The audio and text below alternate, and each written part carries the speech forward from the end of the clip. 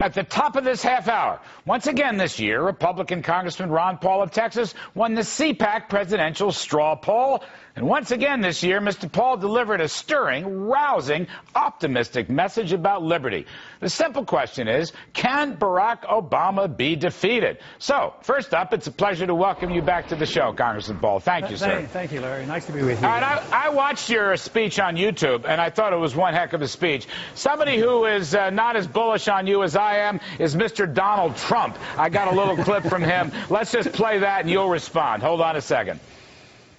I like Ron Paul. I think he's a good guy. But honestly, he has just zero chance of getting elected. You have to win an election. Congressman, what's your reaction to Don Trump? Well, I guess he follows the old adage, good guys finish last or something like that. But, you know, that's not a truism. So, no, my reaction is that at least he said I was a nice guy and all that. But, you know, somebody else said, and I'm not going to pick on Donald Trump because he's a powerhouse, but somebody else said that he probably shouldn't be talking because he hasn't won very many elections, and I won 11 elections. Right. So that's a minor point. 11 elections, that's right, down through the years. So let me just ask you, you gave a very optimistic speech. You talked a lot about liberty, as you always do. It's a wonderful, wonderful subject. Why is it, by your own words, I think you were quoted today someplace saying you're going to have a hard time beating Barack Obama? Wouldn't the message of liberty be able to do that? Oh, it will be. The big question, are the people ready for it, and who is the right person to deliver that message? I've never dreamed that I would be a messenger that I've achieved in the last few years. It's more than I thought I would, but the message, I have no doubts about the message, and I know that's what we need. I know that's what made America great, and there's going to be a greater need than ever before. Just like, nobody wanted to talk about monetary policy, and they don't want to do it for academic reasons, but they're doing it out of necessity now. And people are interested in their personal liberty, and I think we'll have to, come to grips with our foreign policy as well. When you think of the billions and billions of dollars that we spend, and that could help us move us to our bankruptcy. And most empires end when they spend too much and they spread themselves too thinly around the world. So I think it's a powerful message, and I think the time is right. It's just who's going to be that individual, and will the people be ready for it? But of course, that's what I work for all the time, is to try to condition the people to believe and be confident about liberty. There's no reason to say that you have to give up liberty for your security. I just don't like that at all. And we, of course, were advised not to do that. And I don't think it's necessary. I don't think you have to give up any freedom in order to be safe. I think we're all safer because we're free. I want to come back to the liberty and freedom message. Just one little political tidbit, though. Look, you won the CPAC presidential straw poll last year. You won it again this year. You may be the only guy to do that back-to-back, at least in a long time. Mr. Paul, are you going to run for president? Have you made a decision yourself? No, I have not made a decision, and it's a tough decision for me. It's a lot of hard work. I had to be really, really talked into it 4 years ago, and it's not an easy thing to do. I do feel obligated that, especially when I talk to the young people, because they get enthusiastic, they like this message, and I sort of feel some obligation. But then again, I see there's a downside, and of course, there's some difficulties with it too. So I'm delighted that nobody, really has started announcing yet. They're making it a little slower this year. So I figure I have 2 or 3 months to think about it and be sure that I know what I want to do. One of the interesting points you made, coming back to the freedom and liberty theme, you said in your speech, people should give 10% of their income to the government, just pay that, and don't ask for anything else. Could you expand on that thought? Is that like a 10% flat tax, but that's it, nothing more, no benefits, no nothing? In a way, that's rhetorical, but because it doesn't fit what I've said before, because, I've said that I don't even like any income tax. But that might be my moderate pitch at that moment was, we're sick and tired of the government. We're always complaining they can't deliver the goods.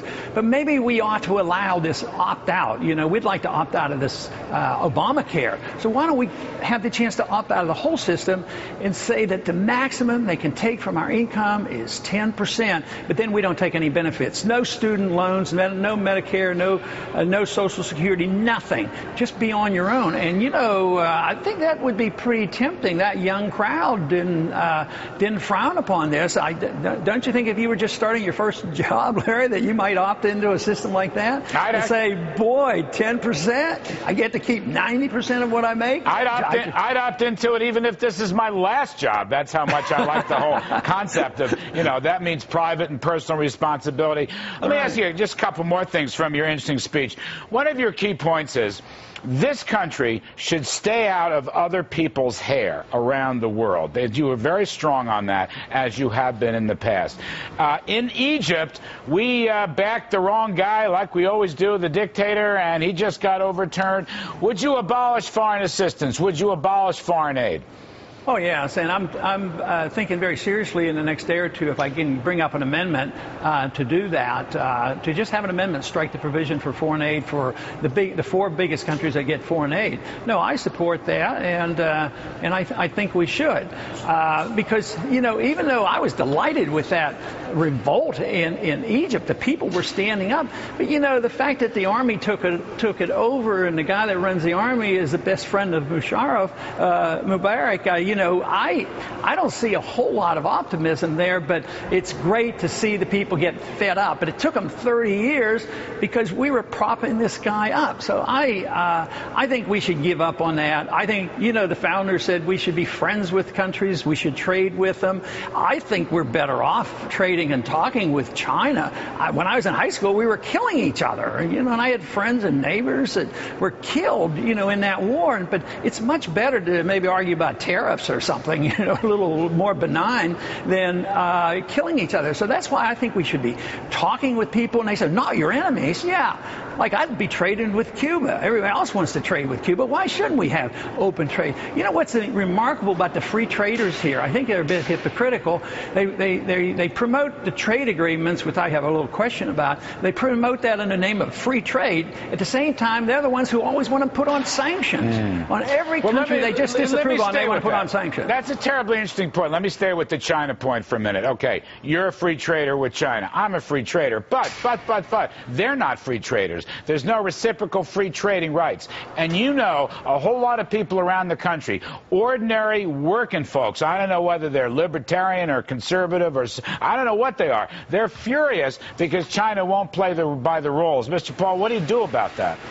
Well, the thing of it is, we complain about them rigging their currency, but what do? We debase our currency constantly. We want a weak currency, too. That's our whole policy. We want to be the reserve currency of the world. We want to issue the reserve currency, and we want to keep it real weak, and that it's supposed to enhance our exports, but it really doesn't work. When a country doesn't follow the rules, let's say they undersell us. Milton Friedman was great on this. He says, you know, if they want to undersell us, take advantage of it. If they can sell you something cheaper, buy it and save your money and spend it on something else. The point is we're not competitive like we used to be, and it's not China's fault. We have too much taxes and too much regulation. We have a monetary system that causes a lot of confusion. We have the inflationary factor. If you got rid of all that and gave the incentives back to this country, I believe we could compete, and we wouldn't worry too much about the internal economic policies of China. All right, Congressman Ron Paul, again, congratulations. 2 straight years you won the CPAC straw poll for president. We appreciate your coming on, sir. See you soon.